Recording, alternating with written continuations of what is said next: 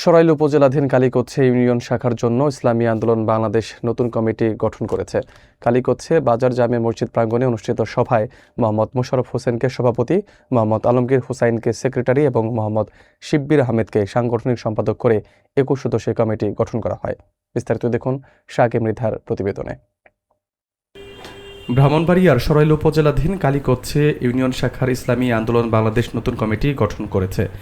গতকাল কালীকোচ্ছে বাজার জামে মসজিদ প্রাঙ্গণে অনুষ্ঠিত সভায় কেন্দ্রীয় নেতা ও বীর মুক্তিযোদ্ধা আব্দুল হামিদের সভাপতিত্বে ২১ সদস্য বিশিষ্ট কমিটি ঘোষণা করা হয়। এতে মোহাম্মদ মোশাররফ হোসেনকে সভাপতি, মোহাম্মদ আলমগীর হোসাইনকে সেক্রেটারি এবং মোহাম্মদ শিব্বির আহমেদকে সাংগঠনিক সম্পাদক হিসেবে নিয়োগ করা হয়েছে।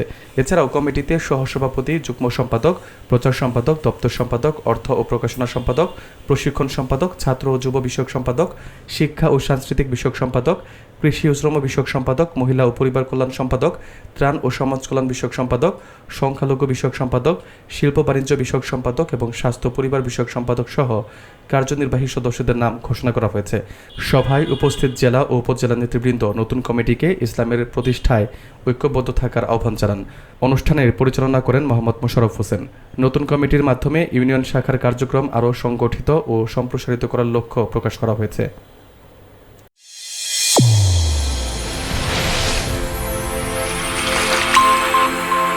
চ্যানেল A1 হৃদয়ের স্পন্দন।